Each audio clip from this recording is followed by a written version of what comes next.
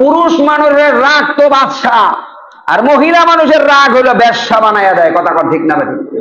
তারা বউয়ের লোকের রাগ দেখে, বউ তার লোকের রাগ দেখে বাপের ভাই চলে যাবো, পরে বাপ নিজেরই রান্না করে খাওয়ান লাগবো। কথা কথা ঠিক না বেঠিক?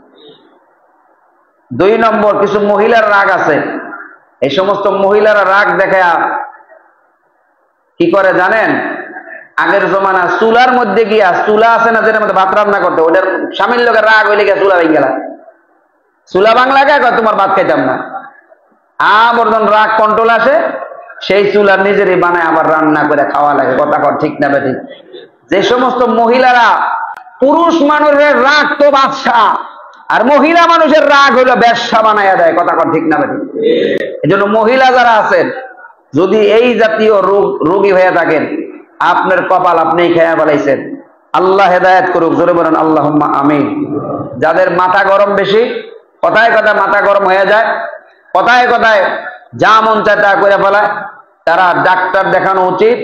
মাথা ঠান্ডা রাখার জন্য নরিয়ম, নরজেন এই জাতীয় ওষুধ আছে এই গ্রুপের, এগুলি খাইলে মাথা আস্তে আস্তে কি হবে? কন্ট্রোল আসবে, মাথা ঠান্ডা থাকবে, নিজের মন শান্ত থাকবে, প্রশান্ত থাকবে, আনন্দ উৎফুল্ল থাকবে।